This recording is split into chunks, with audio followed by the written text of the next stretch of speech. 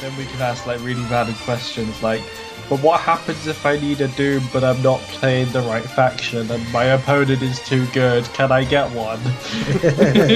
No. Oh. Judge. You're disqualified. DQ. Right, okay. So, Barrie, when you're ready, mate. Okay. Welcome to the staging ground. A 40k shit. A 40k shit. Yeah. Let's start again.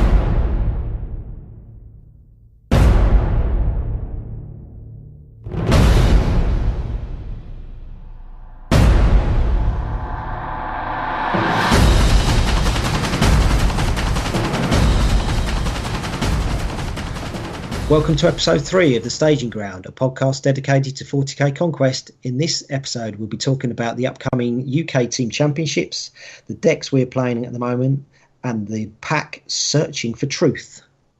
I'm your host, Barrie. And I'm Hamish, and luckily... I'm Pej. Yay, Pej is actually with us now for good, hopefully. Are you? Is this real? Yeah, you can pinch yourself. Oh my god, it's real! So after a little chat of doing the last podcast, we just thought we all bounced off each other really well with ideas and everything. So it wasn't hard really, was it? We just said, "Do you want to join us for this for reals and do a lot more?" And I said, "Yeah, sure." That's pretty much how the conversation went down. But after a game of Rochambeau, to which I lost, it was more interesting because we're nowhere near each other, and I still got hurt. So yeah, welcome aboard, Pej, and everybody enjoy this latest podcast. So, UK Team Championships, they are coming up for Conquest on Saturday the 8th of October. It's at Jury's Inn, Central Milton Keynes in England. Obviously, as it's the UK Team Championships. And it costs £45 a team for a team of 3 people. So, what's the premise of the game? So, you will need... your cards. You will need your cards. A general concept of the rules. Yeah, you would need to know what the fuck you're playing. Okay, so the basic tournament rules are you need a 3-player team, like I said earlier, and each team member needs a deck of at least 50 cards. Across a team, no player may use the same faction. If the faction is taken as an ally, it can be used as an ally by other members of the team, but not as a main faction. If, for example, I want to play Space Marine, and I'm using Tau as my allied faction, my other 2 teammates can't use any Tau Warlord, but they can play as Eldar and use Tau for their allies. That's right. That's correct. Yeah. All right. Yeah. So there's a few stipulations in place. The reason that this was put in was so a team cannot all use the same warlord. So it keeps it all balanced between everyone. Is it so that everybody doesn't have an Archon's Terror? So you couldn't have... I'm playing Eldar with Dark Eldar. Well, I'm playing Dark Eldar with Eldar, and I'm going to play Chaos with Dark Eldar. And you've got... all 3 of us are going to be Archon's Terror in the world. That's well, right. what it means is that only 2 out of 3 can Archon's Terror. Pretty much. Yeah, that's still crazy enough. But yeah, two out of 3 will be bad enough. What about Necrons? But only 1. Oh, no, pardon? What about Necrons and their allied system? Because... Well, Necrons will work the same way. Whichever allies they take, their teammates won't be able to use that faction's warlords. Ooh. Yeah, so they're going to have to be very, very careful. But if you're using Necrons, if you take Tyranids don't ally with anybody, so you free up loads of slots. Yeah, there's ways around it. There's ways to do it. So put it this way: if you have a dickhead who's playing Nahumek with a rainbow build, just tell him to only take 6 of the 7 choices and make the 3rd teammate play mono. Yeah. Awesome. No, he can play. He can ally. Yeah. Oh yeah, true. He can still ally. And then you've got a Swarm Lord. So great, a really good team there. Indeed. To download all the rules for the team tournament, if you go to UKTC2016.weebly.com, you can get the rule pack, and it's got all the information on what you need to do to grab a ticket. The deadline for tickets is Sunday, the 11th of September. This is so we can start manufacturing all the cool swag, which we will get onto later. There is a deck list deadline, which is Sunday, the 1st of October. So if you can send that through to guardiansoftyr@yahoo.co.uk, and I'll be sitting there through the upcoming days, making sure that basically your decks are legal and all ready for the day. So that will speed up the registration process. Awesome. So what about, because you're talking about getting stuff manufactured, I think, like, we don't want to go too much into prizes, but one of them, it requires you to have your team name. So when do you need to have your team name confirmed by? The team name needs to be confirmed by Sunday, the 11th of September. Fantastic. All right. So right. We need to get that. I need to get one sorted. But because I'm fine. I'm in it now. I'm actually in this because I wasn't gonna be, because I had something else to run. But now I'm in this, so I need some friends. But saying that, when we did a team tournament before, there was 2 people in the team, and their third person was a backpack. Oh, yeah, that was Netrunner. That was funny. And you know what? To be fair, they didn't do too bad. They came they came middle, or just on top of the middle table. Considering that they only had 2 players and they were always losing 2 points, they still managed to not be the top half of the event, and everyone was like, "That's amazing." These guys were going to Worlds and all sorts, so they're like top players, to be fair. So round pairings, how does it all work? So you'll be paired off randomly on the first round, and then we'll use a Swiss system for the second round onwards, and you will never be matched against the same team twice. What happens is I'll call out the team matchups. The captains, basically, you will roll off, flip a coin to determine who is Team A and who is Team B. Teams will exchange their warlords. You will not show your allies, because that's a massive amount of information. So warlords only, and then the Team A will pick from Team B who they want to play against. So say it is our team, so it's me, Hamish and Pej. I will basically just go look at the warlords and I'll go, Pej, let's pick you. Who do you want to play against? And that will be the first pairing. Team B will then pick the second pairing, and whoever's left will make the third pairing. You see, it's interesting because there's been there was a debate in the other team championships we did last year about what one is the stronger side of. Basically, whoever who picks first? Do they have an advantage? Or does picking second give you a high advantage? Because picking second technically gives you 2 picks. Yeah, you are picking 2 of the games. But it is interesting. I mean, you can take if you win your team A, you win the toss. You basically get to use your best warlord, your best player, and just pick who you think their better matchup is and make sure that they get a win. Or you could just go, I'm going to pick the worst player and throw him under the bus because I think that the other 2 matchups are in my favour. So you've got to really weigh it up. The picking process is a massive strategic part of the game. You can really cock it up from the get-go. So once you actually start playing, it literally comes down to the best of 3. So you need 2 wins to make your team have the full win. You're through. You get the 5 tournament points. So even if all 3 of you win, it makes no odds. Yeah, it's best out of 3. So you're all playing together. So you've just got to make sure that you win 2 of your games. If you win 2 of your games, you're through. Right. Either make sure you win 2 of your games, or just partner up with 2 people who are better than you. Well, that's part of the thing, isn't it? You could, if you've got a really bad player just to make up that third team member, you just throw him under the bus every turn. You just go into the competition and just go, your job is to face against the strongest the worst matchup for us. Your job is to clear out the kith. Yeah. Yeah. You see, Pedge, if it was my team against your team, I'm not going to tell you which of my guys I'll chuck, but one of them will be instantly playing. If I got to pick first, I'd say you're playing Pedge because Champagne.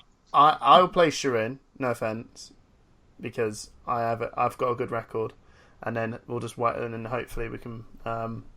Who's your third one? Who's your third guy? Someone you haven't met. He doesn't want to give anything away. Nothing away. But it's Secret not really giving squirrel. much away. You've got the whole list of people who are coming. You can quite easily just look at it. Does he? Hamish hasn't got it. No, I don't. But I can easily get it. I can just break in. No, does he play Conquest a lot?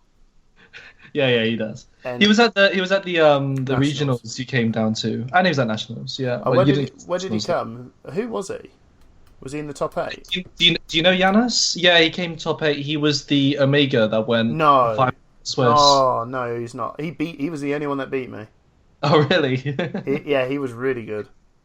Yeah, it's funny because when it came to nationals, he did terribly. Oh, all right.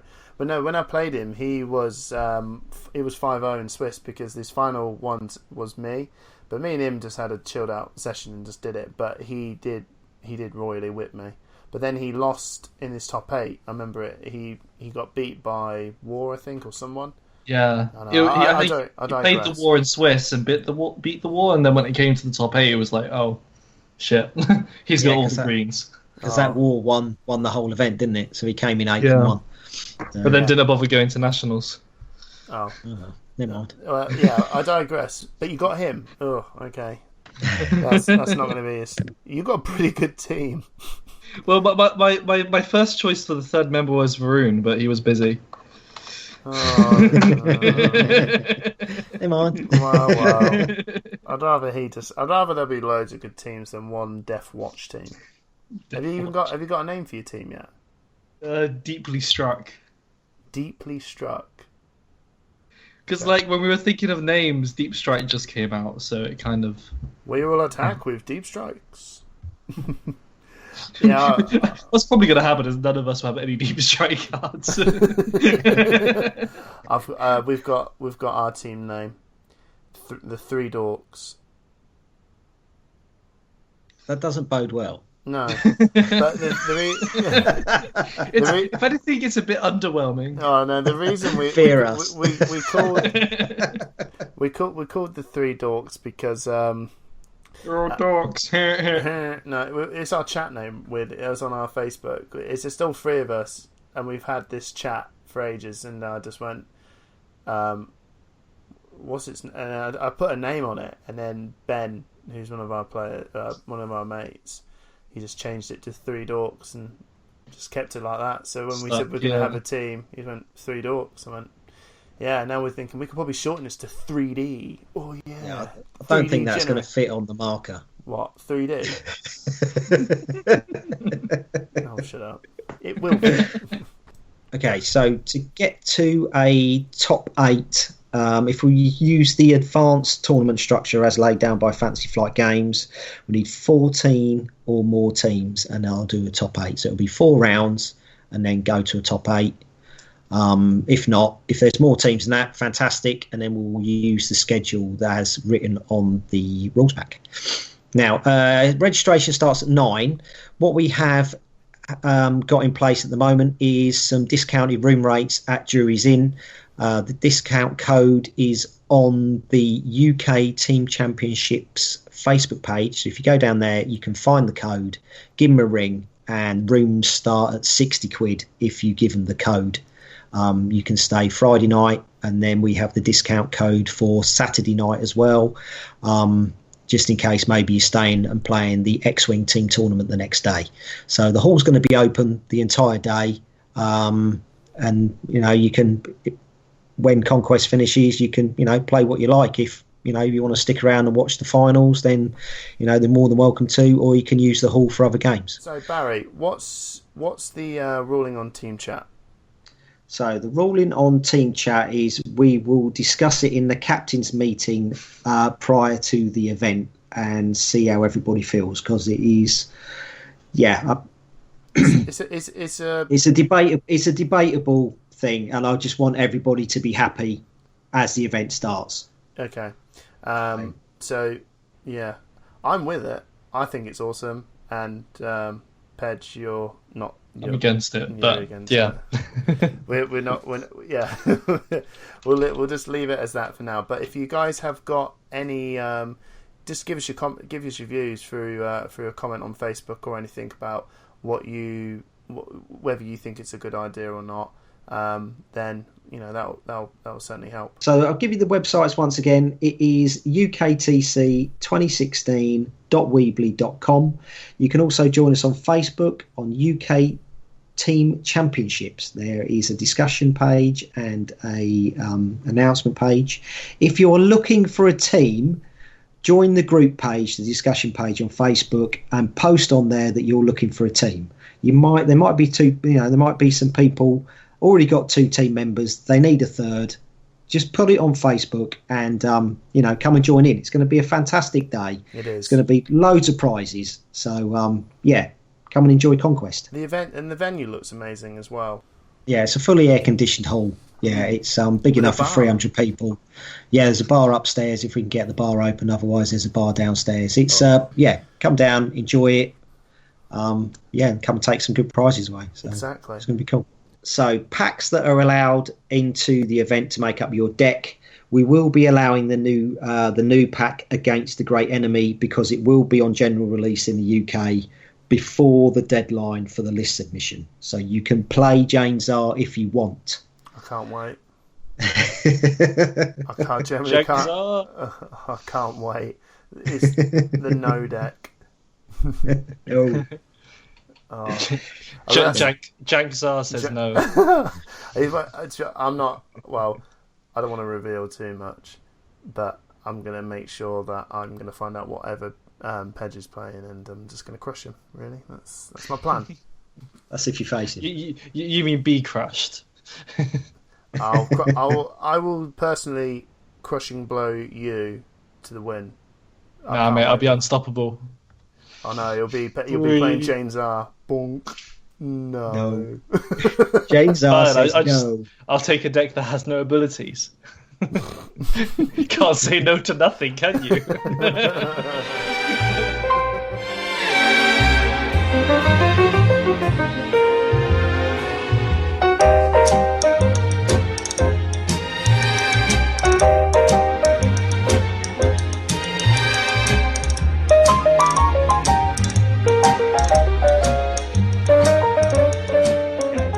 We are going to be talking about the decks we're playing at the moment. So, Hamish, what are you playing at the moment? Well, after I think it was a slow grind, I didn't like Visual. Last podcast, I said I might play Visual.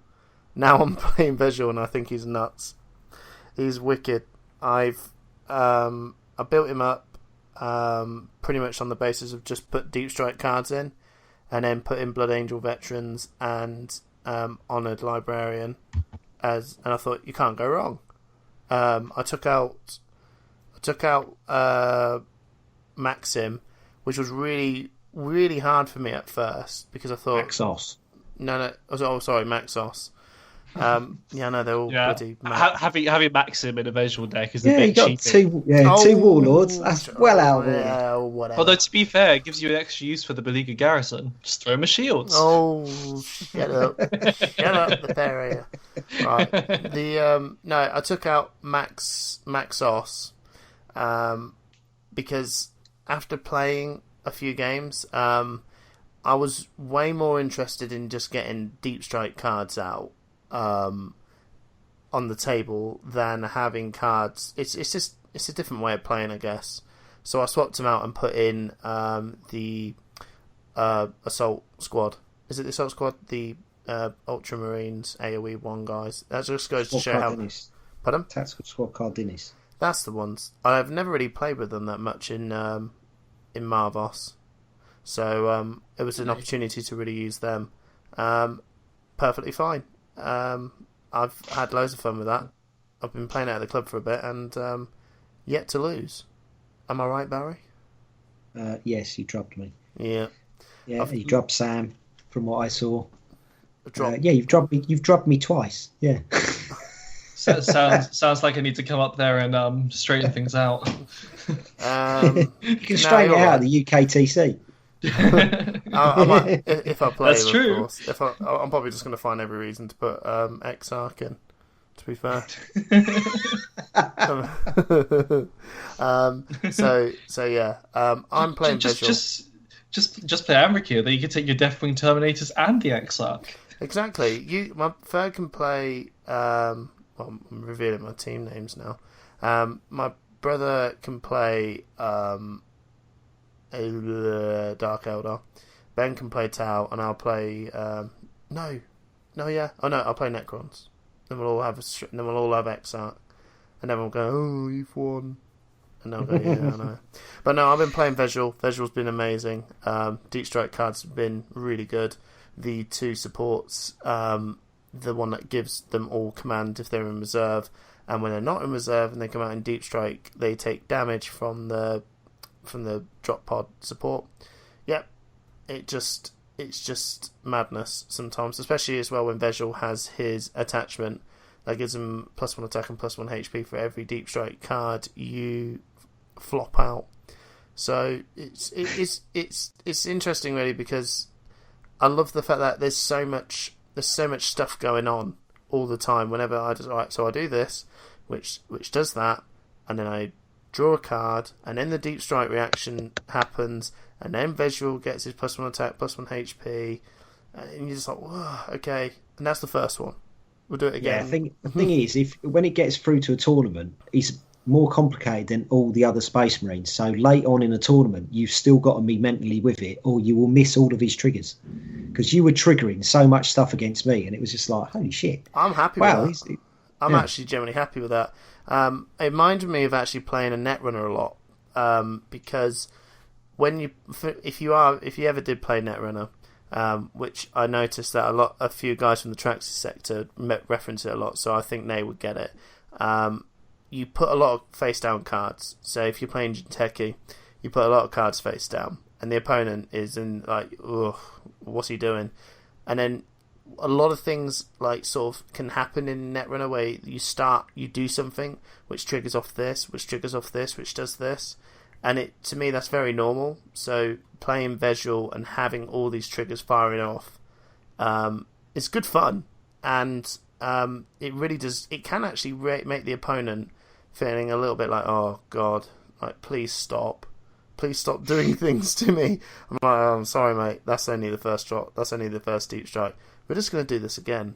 In fact, I'll wrap this up pretty quick. It reminds me of my old school Zaratha deck where, you know, when you have a Gleeful Plague Beast on the board and he's there, and at the start of the game, there's just a wave of damage happening, and then you're like, oh, God, please. When can we actually fight? And I go, well, once I've done a copious amount of damage through actions and events, then we will begin the fight. And Visual's very much similar to that. Well, how I made my deck, anyway. So yeah, that's who I've been playing. Edge. Yeah, I've been playing. What have I been playing? Everything. I actually went back. I actually made an Eldrath deck recently for the first time in quite a while. Right. Why is that?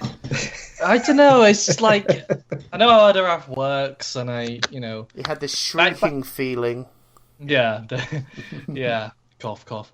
But I don't know. It's like when the core set came out, Eldrath was one of my first choices because I thought the effect was pretty cool and everything. But it didn't really stick with me, even though it probably should have, given it kind of does match the way I would normally play. So I ended up playing pretty much everything else, and I left Eldrath alone. But then I figured, okay, well, I've got an idea of a pretty decent deck in my mind. May as well give it a shot. And yes, you guessed it. It involves the Shrieking Exarch. Mm-hmm. But and yeah, no, it's working pretty well. Putting one of those jet bikes on a Shrieking Exarch is just a new level of silly, because you can move them into a fight. They ping something, then swing and get a kill, then ping something else which dies, then ping something else, and your hand's just getting bigger and crazy and mental and what the fuck. Is it the attachment jet bike that has two shield? What does it do again? One that so it's the Samhain jet bike. It's like 2 cost, double shield. When it exhausts the attachment to move it to another planet that has the same color as the planet you're at. And when you move it to the other planet, ping something for 1 damage. Ooh. Now that pinging damage doesn't target, so you can hit whatever you like quite freely without any worry of backlash or anything. Yeah, it's cool. But what it does mean is that like if they've got a guy with 1 health, you can jump in, hit that guy. If they don't shield, it gets killed. Hit someone else, draw a card.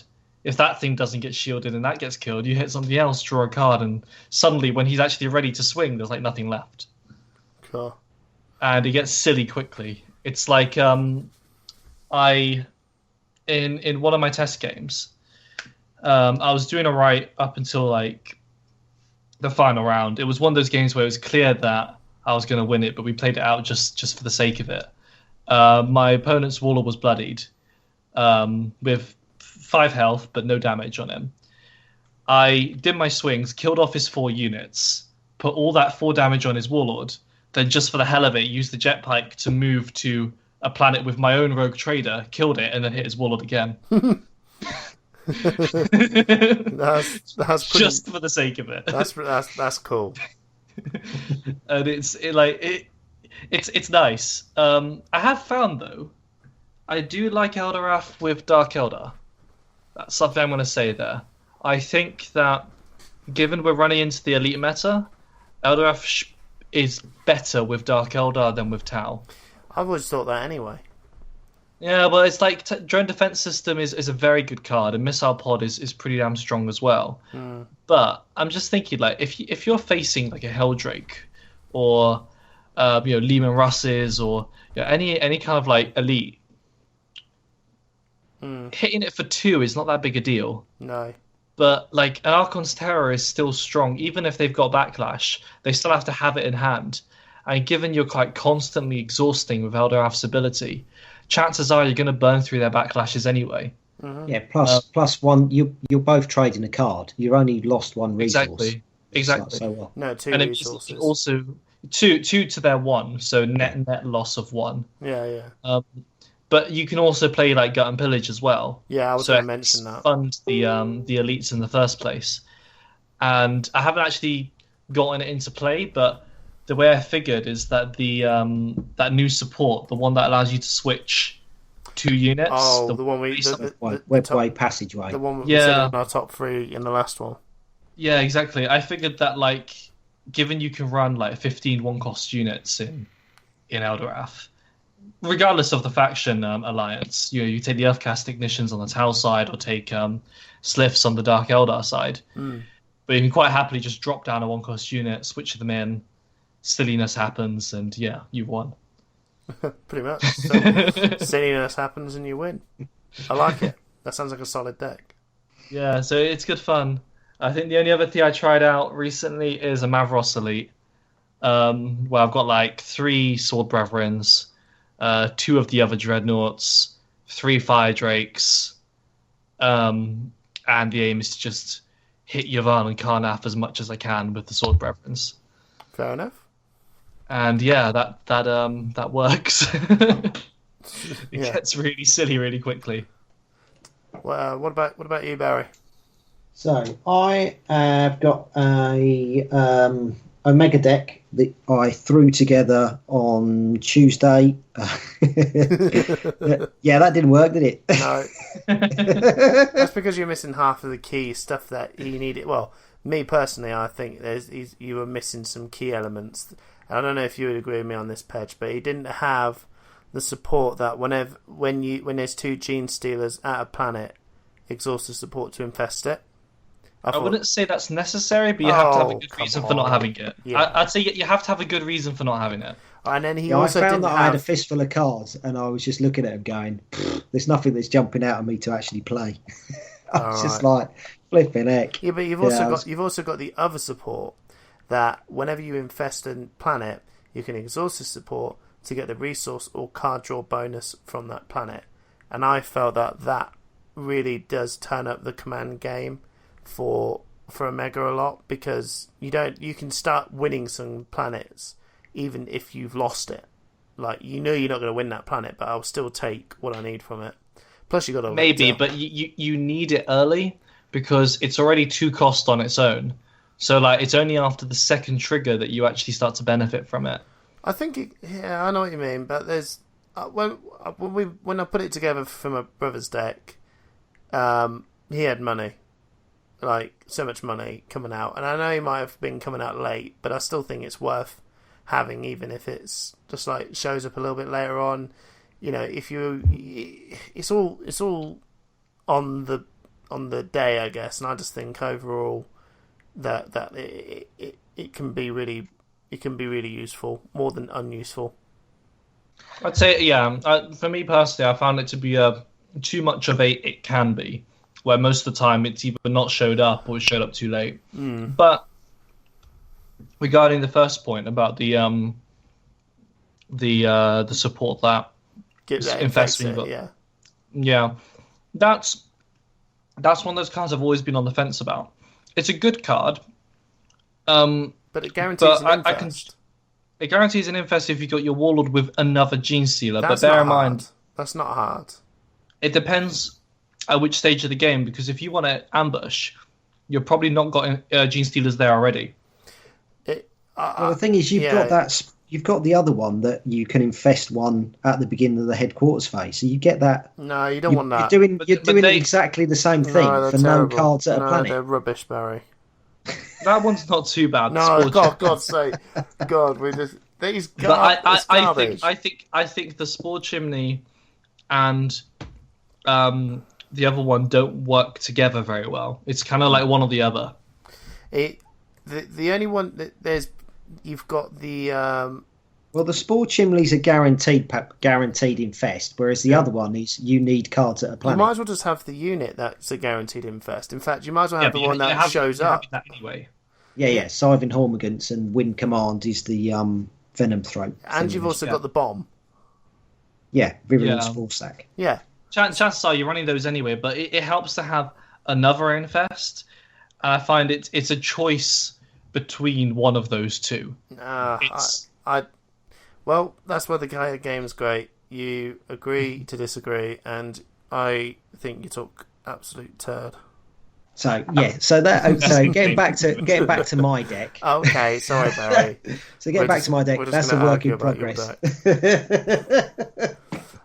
So the other one I've got going on is my Shadowelves or Shadow Sun with Eldar, which after some Pedge advice seems to be working quite well. You haven't won a game with it yet. I haven't won against you. I have. No, I've won 2 games. That's because Pedge made it. But no, he didn't make it all.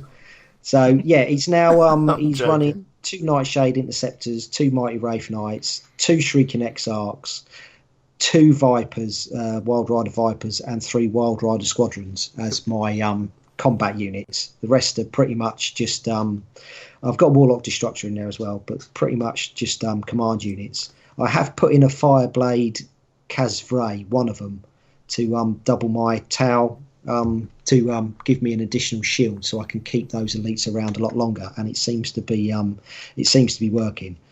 I ditched, or I got rid of all but one star cannon, and I've got 1 missile pod in there now. So for a bit of fun and games. So I figured with 1 missile pod, if a support is causing me a bit of hassle, I've got something to hopefully combat against it. But unless you're playing against a guard deck, you don't need no load of missile pods. Well, I mean, yeah, I'd say 1 missile pod's probably a safe call, because even like most warlords have a signature support that is worth blowing up. Yeah, indeed. May not always see play, but when it does, it's like, oh, I kind of wish that wasn't there. The thing is, once the missile pod comes out, you're so tempted to take it out of your discard pile every turn, and you're just like, right, okay, if I take that out, I'm not going to be hitting as hard, because you've got auxiliary armor that you might have thrown away for shields. So you have to ask yourself more questions as soon as that missile pod goes in the discard pile. Sure, but even if you do get it out, like, at the very minimum, you just hit one of their guys in HQ or prevent them from playing a support in the first place out of fear that you're just going to blow it up. Yeah, I had a fantastic game with it versus Morn, because she got Twisted Lab out against me, and it was just like, well, I'll pop that. And then I had it next turn. It was just like, well, I'm just going to kill one of your Cabalite Raiders, you know, to spoil all your dreams. So, so yeah, it was good. I had a good game against her. So I've got one fullback in there now for the sheer amount of elites. I was just like, I'll stick one fullback just to annoy my opponent, really. But the amount of another one. The amount of support reduces. Yeah, I was paying Mighty Wraith Knights. It was costing me nothing to get them in. And it was just like, yeah. How many are running? Two Wraith supports. Supports, yeah. So I've got an STC fragment, 3 Bone Singers, 2 Salem Enclaves. Oh, that's exactly what Pej told you to do. Well, yeah. And it's working out fine. Yes, but yes, you're fantastic. Lucky boy.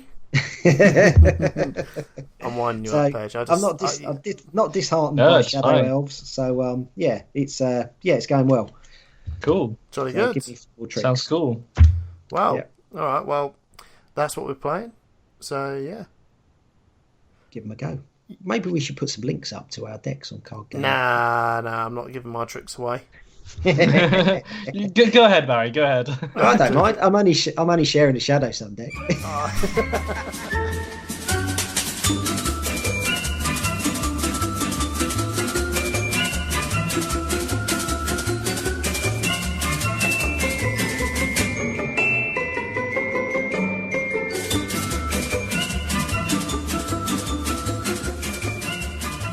So up next we have our review of Searching for Truth, which has Illuminor Szeras as the new Necron Warlord number 3. What do we think of him? I think for him as a Warlord, as his ability is really good. I think he is probably one of the stronger Necrons out of the lot, but right now I don't think he's ready to be up there in terms of being pretty good against the. What I'd say is that he's rubbish. He's got a good ability, but not the support needed for it. Perfectly. So, said, yeah. I wouldn't say right now he's better than the other warlords. I'd say Amrakir is definitely like top dog of the Necrons. Right. Although I know some people will argue it's Nahumek, but they're wrong. Well, I'd argue and say it's Szeras because I think you're both wrong. Well, that makes you double wrong, so there's that.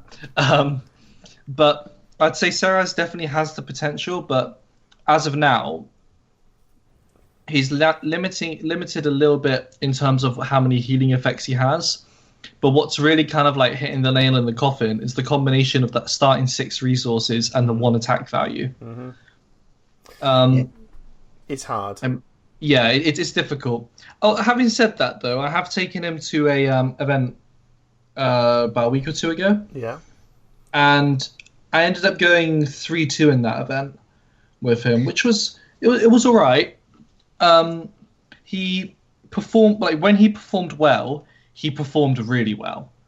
There was one case where I was against a visual deck, and it wasn't going that great. It was coming up to one of the later battles. He had huge army of readied stuff. I had a moderate army coming in from HQ. But I managed to save up a bit of resources, dropped down an extermination, wiped out most of his stuff. Then he played a few tactical squads. We went into the fight. Tactical squad swung for AoE 1. I played Vivisection, heal off all of my units, and then hit them back for AoE 1. I'd gained a bit of money in the process. His second tactical squad then swings again. I play Vivisection from the discard pile. And so when you get those plays coming out, it just gets silly really quickly. But like on the flip side, I had another game where first turn, I'm like, okay, well, this hand looks okay. I've only got the 6 resources, not a huge amount I can do. Play SDC, play a Rumbling Tombstalker, that 5-cost elite that every time he attacks, heals himself. I know, the one I said that was really good in the last podcast. The Rumbling Tomb Spider. That's the one. So when... was it Spider or Stalker? Spider. Whatever. When I played it as Planet 1. My opponent plays a Possessed, and I'm like, shit. That's hardly a fair fight. Is he going to heal? Well, my opponent had initiative as well, so yeah, that wasn't the best. And a rocket launcher to make it ranged. Well, it was playing Morn, so fortunately I didn't have to worry about the rocket launcher. Well, although I didn't have a triple shield in hand, so as you may have guessed, it died. Oh. And since my Warlord commitment got caught, I never recovered. I think with Szeras, when he got previewed, everyone went mental. They were just like, oh man, he's going to be healing left, right, and centre. He's going to be kicking ass. But I think that was when it was before people saw all the cards that were going to be around when he was actually going to be released. Yeah, and it's also with the way the state of play was, everybody had really low cost units and not dishing out that much firepower. So yeah, you can survive an attack. I think with the new wave of elites coming in, are any Necron units actually going to survive the hit for him to actually heal and really trigger his ability? Like, unless you got a propped up Lynchguard Sentinel who will just about survive a Possessed or a Helldrake. Only just. Yeah, if you have the Outcast, the Elder Outcast makes him flying. That makes him funny. Yeah, sure. No. It does. I won't lie. Living the dream is when you have the Elder Outcast with the Sentinel, and he's got 10 health, and he's got the healing attachment. And you're like, oh, come on, give me a break, mate. And you're like, no, man, I'm just sitting there getting money. I think living the full dream. There's in one of the card fans. I'm not sure if it's for the next pack or the pack afterwards.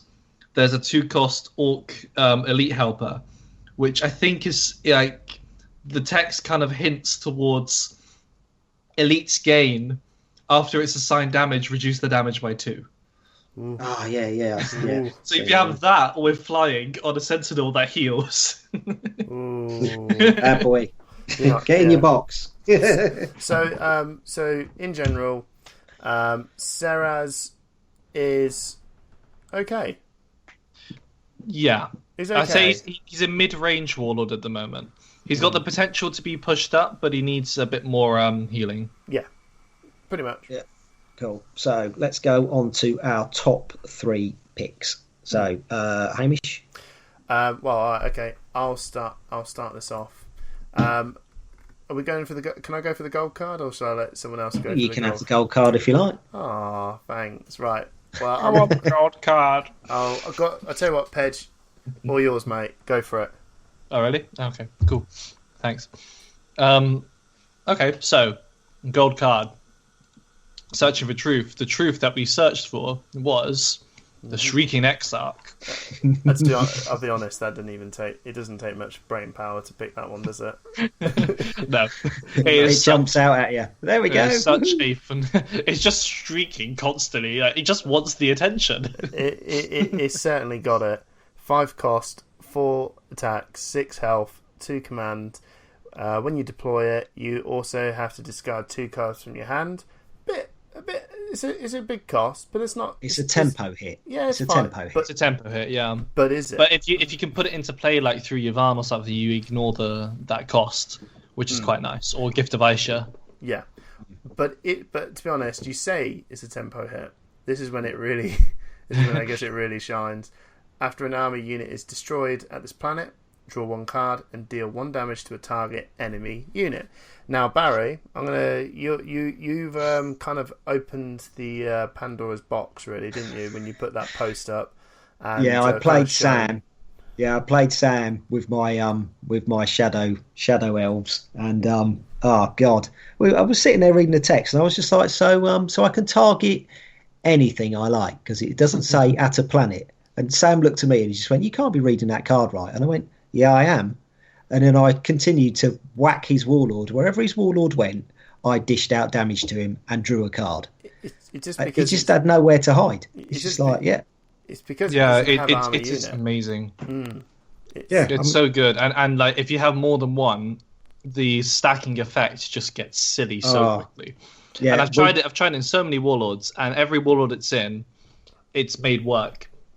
Because like if you play an Amric here, the discard means nothing. It's like, okay, sure, I discard 2 cards. One of them's a rogue trader that I'm going to play next anyway. Mm-hmm. So you're not actually really discarding at all. Or you're setting up a Resorb. If you play it in Eldar, 1, you should probably be winning enough command that you don't mind losing a card or 2. And 2, you could be setting up a Gift of Aisha. And even I've got this Unshi elite deck where I'm running the Shrieking Exarch along with a bunch of Eldar vehicles. And I've taken 9 cost reducers, partially because if I play a Shrieking Exarch, I can just throw the spare ones. So it's like you can get around that cost. And once you have, the reaction is so good, especially if you've got any kind of area effect already. It's like in one game, I managed to trigger like drone defense system twice at a planet that had a Shrieking Exarch in him, and it caused so many reaction triggers to trigger that it then wiped out all the readied units. Oh my God. So by the time, like after the 2 drone defense systems had triggered at the beginning of the fight because of his like big warlord train, all he had left was his warlord. How many cards did you have? Before or after? Yeah, enough. I had enough to play whatever I wanted. Because before, not many. After, it's bonkers. Like I've had times where I've gone into a fight with a single card and come out of that fight with like 7 cards. I think it's interesting as well because it happens on anyone. So if someone is stupid enough to not go for the Exarch first and kills off a weenie, even for a Gleeful Plague Beast, for like you go, and I've killed a load of your guys, and you go, it's fine, damage, draw, damage, and you're just like, oh God, seriously, like if I kill anyone, I take a damage. Yep. If any of my guys, I take a damage. Yep. Yeah, but the problem is, it's an elite, so it's protected by backlash. And when Jane's R comes out, it's no, no, you're not killing it. The only thing, Jane's R would be able to deal with it. That'd be good. You can sit there and it's not tough. Yeah, it can only get rid of the reaction once. But I saw this. Sam was playing it in his Necrons at the club, and he had one on each planet. He had 2 planets left. He had 1 on each planet, and basically he crisscrossed the damage. So when he lost a unit on planet A, he would cross the damage onto planet B, triggering the other Exarch, which would then cross the damage back to planet A, triggering the Exarch again. And it was just like, are you serious? And he basically wiped out 2 planets in one attack. That's so funny. Yeah, 1 AoE attack, he killed 2 lots of planets. He was just like, yeah, what are you going to do? Suck up that Doom Siren. Yeah, it is amazing. I tried to play it against Ian at the club, and I had 3 cards in my hand, one of them which was the Exarch. I put it down on planet 1, dumped my hand, and he still couldn't stop it. And it came down to he ended up doing he was playing Morn, so he did Inevitable Betrayal to blank out the text box. Yeah, I had to. Just like, yeah, I've got no cards, but that card is so scary when it goes into play. You're just like, oh God, how am I going to deal with that? Well, Dark Eldar it's pretty crazy. Dark Eldar can always have the one that blanks blanks the box. Yeah. That's Inevitable Betrayal. No, only. Oh, yeah, he had Twisted Lab in his deck, but I missile podded it, so I blew that up.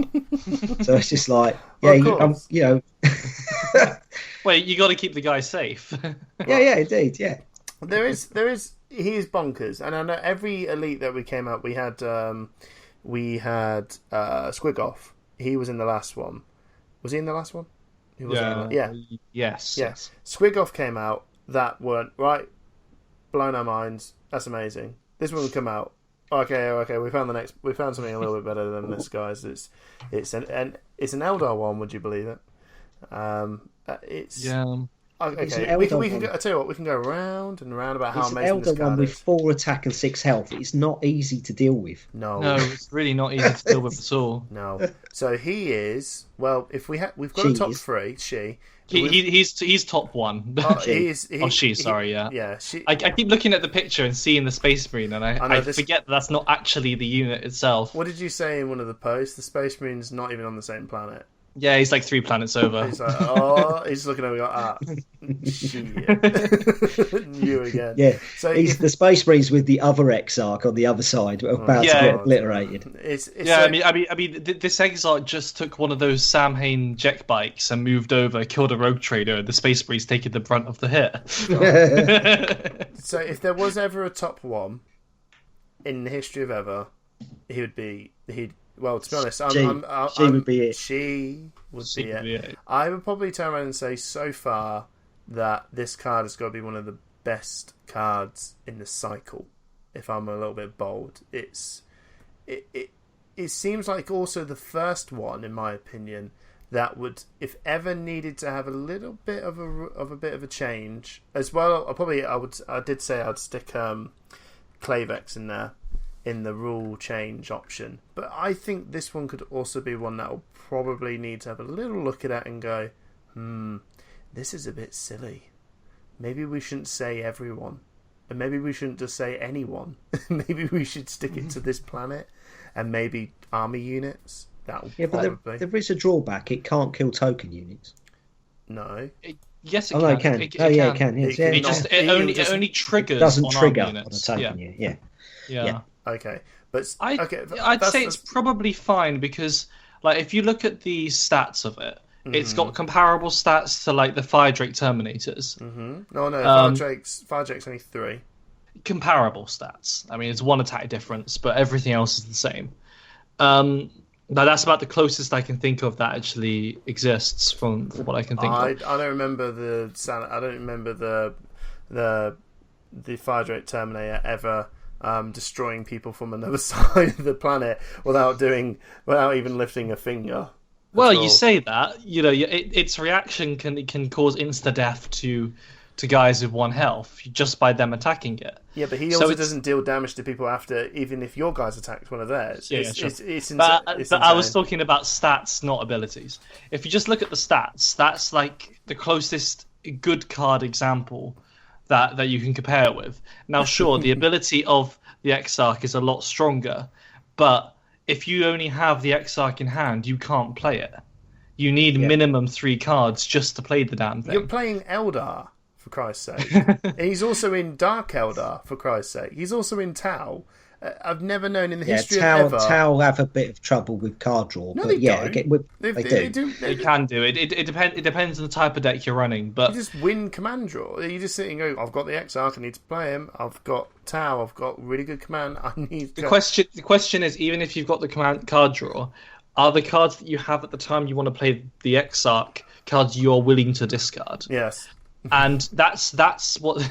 Yes. When I played it, when the 2 cards I dumped when I played it, I actually threw away a Backlash to play this card.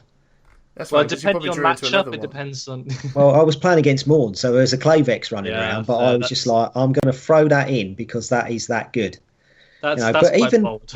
But you play with Shadow Sun, you can whack an attachment on her. Even if you put the card ray on, she's now a 6'8". Auxiliary armor. It's insane. Oh man, it's insane. 6'8". Whack it on. Why? Anyway, that's cool. An amazing card. So sorry, Pedro. It was you kind of announced it. I'm not saying it's bad. I'm saying it's really good. No, you announced it, and then I decided to go. We're talking about it. So it is such a good card, so I don't blame you. But you are a piece of shit. Steal my thunder. I'm gonna go shriek. you look right, fine. So the next one that we think is in the top 3 is the Beleaguered Garrison, the Tau support. That each card you control in reserve is counted as a command icon at its planet when resolving command struggles. Yeah, that's pretty much Visual's best friend. Would you? Well, it goes without saying. Yeah, this card has switched Vejuan. I mean, we played the other day, and it was just like, how much command have you got? That was just unreal. Yeah, he struggled for command before. He don't struggle now. That is an amazing card for 1 cost. It's what he needed, really. It's weird because it's not I think anyone other, unless Tau start really picking up a little bit, or Eldar. But Eldar could probably pick it up a little bit, I guess. Yeah, they don't have very good deep strike cards, but Tau have got a fantastic card in that withdrawal. Tactical withdrawal. Yeah, that is amazing. And if they end up releasing more deep strike cards in either Eldar or Space Marines that Tau can take, like the Deathwing Terminators, you can probably get away with in like a Shadow Sun deck. You might not be able to use the Shadow Sun ability on it directly, but in future rounds you could. So if they do get a few more, I could see the Beleaguered Garrison working. I think it's going to happen in... But it's definitely for Veg. Yeah. Without a shadow of a doubt. Very good card. Very good for pretty much for him. So we can go into the next one. Go on, Barrie. Next one is the 3-cost Blood Axe Strategist. 2 hammers, 2 attack, 4 health. And its reaction is after an Orc unit you control at this planet resolves an attack, move it to an adjacent planet or your HQ. So... when you first look at this, you're like, hey, what do I get to do? But then when you start looking at it, 2 hammers is fantastic for Orcs. They don't really have many low-cost two hammer units. Fantastic for command. But when it actually comes to attack, you can leapfrog your army with your Warlord to the next planet and end up command sniping all of your opponent's cards. It's crazy. Yeah.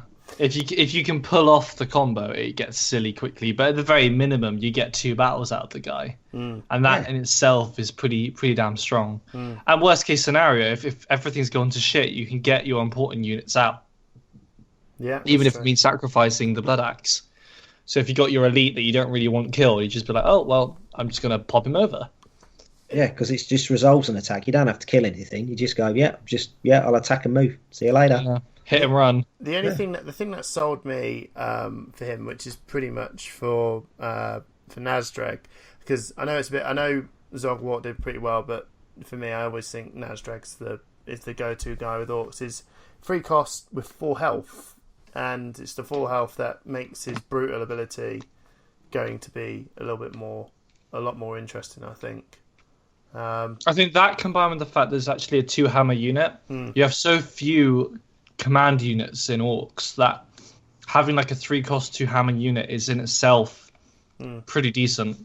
Yeah, most of the 2 hammer units for Orcs start at 4 cost, so you're just like, oh, flipping heck. This is amazing for Orcs. Yeah.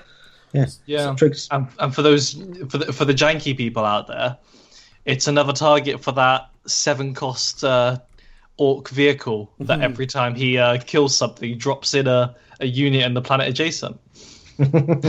So get out your weird boys and your Blood Axe strategists and go mental. Zip this guy in with your teleporter pad and then start moving your army out.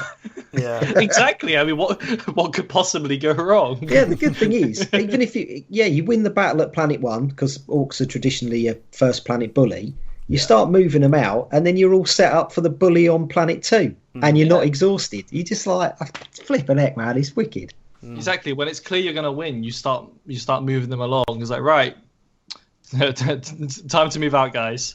The time's up. You've overstayed your welcome. Just you got to get moving. Yeah, it's a bit weird for Orcs. I want to stay and fight. The only sane one is this. Is the Blood Axe going? No, it's time to go now. It's over. But the fight's over there. Yeah. That's why Blood Axes are like Astra Militarum.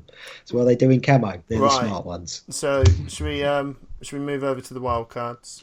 The wild cards. Pej, you starting with yours? Sure. Or is Hamish going to steal your thunder again? No, I'm going to shut up this time. I'm not going to say anything. Right. So Pej, you want to start with yours, mate? Sure. Well, the card I've gone for is the Herald of the Taravar.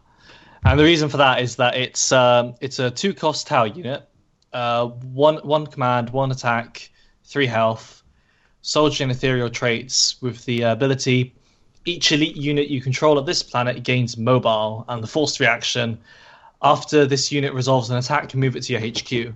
Now, what's cool about this is that Tau have the best access to cost reducers in the game because they've got 3 they can access. Scalar Enclave is probably the best one in the game, hands down. Yep. Especially if you build your deck around it. And the STC is, pretty decent. So if you can throw in like a Bone Singer or 2 as well, you can get a pretty crazy elite deck going along. And each of ignoring Starblaze, let's assume he doesn't exist. Each of the warlords have a decent opportunity to play like a wide variety of elites. So like Shadow Sun can play Space Marine elites. Yeah, Shrieking Exarch. I'm just gonna keep saying that every time. So like it's easy for Shadow Sun to take like Shrieking Exarch with I can't remember, the Nightblade Interceptor. Yeah. And one or 2 other things. And get mileage out of the Herald, or take those Space Marine elites and get mileage. And even Unshi can quite happily take like a full Eldar vehicle squad, pretty much taking all of the elites because of his 1-cost command unit. And with these kind of options, when you have like so many elites out, it's quite easy to just say, okay, well, I'll stick 1 or 2 of them to Planet 2, drop in a Herald, and then I can mobile them to wherever I want them to be. And the forced reaction on the Herald doesn't really mean much because chances are he's not going to be in the fight anyway if you've actually used mobile.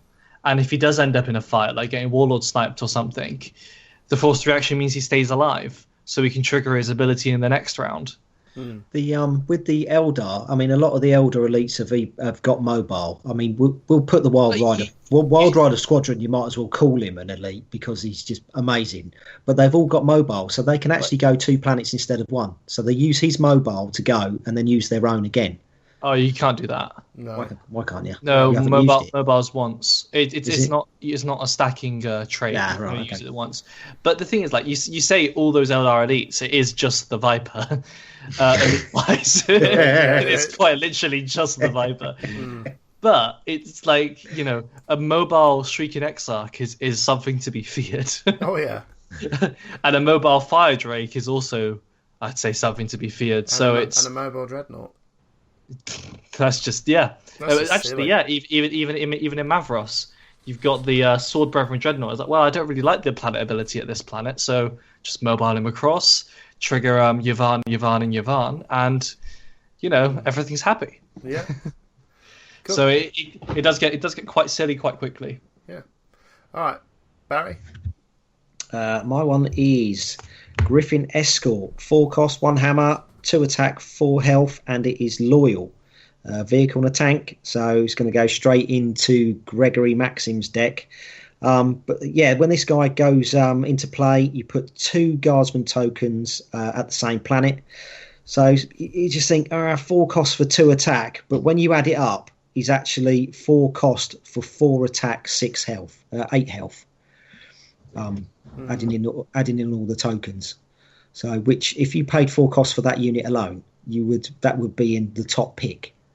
It would be an elite. Yeah, it's pretty silly. I think the only disadvantage he has is the fact he's not an elite, but he works with every warlord, which is the nice thing. It's one of those few cards where you look at it and say, this is a card that everyone can use, and that's quite nice. Yeah, everyone gets their own unique ability of it. Exactly. Cotiers just screams out for more people to sacrifice on his hammer. I'll stick in an escort. Yeah, he gets 3 targets to blow up. It's fantastic. Plus, with the other 2 warlords, it actually, it's got more attack, hasn't it? So yeah, exactly. Struck in a war. If anything, Maxim's the black sheep.